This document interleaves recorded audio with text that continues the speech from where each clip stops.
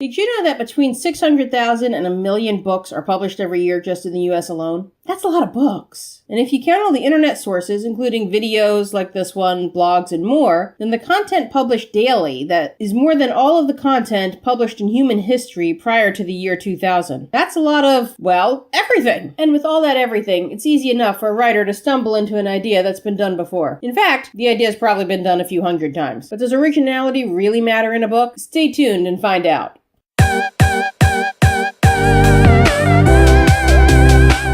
Hi there, I'm Devlin Blake, creativity and writing coach, former ghostwriter, and author of more than 200 books. I help you live your best life by writing your best book. Welcome to Overcoming Writer's Block. Let's get started.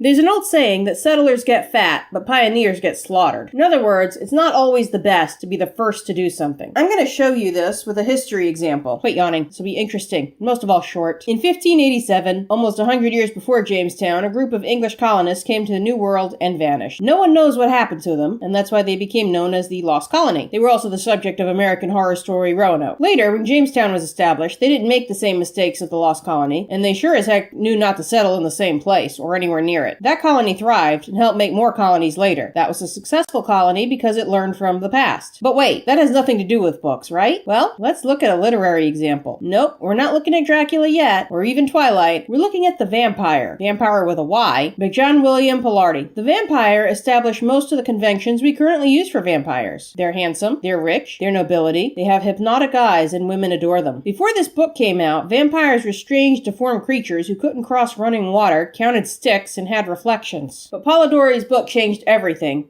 just not for Polidori.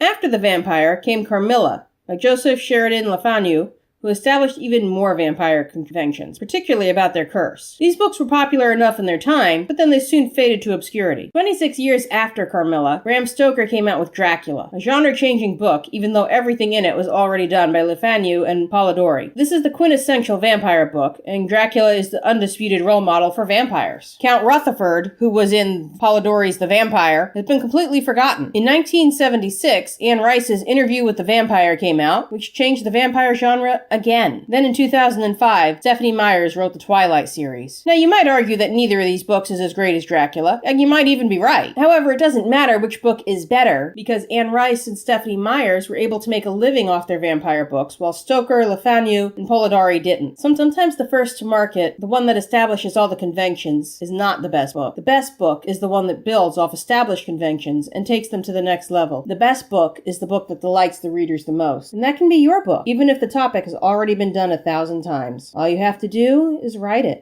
Well, that's about it for now. See you next time on Overcoming Writer's Block, your go-to show for how to write a book advice. We have writing tips for those who write novels, expert books, novelty books, children's books, and more. Don't forget to subscribe, and remember, you can grab my report on jumpstarting your book here or at the link in the description. Bye!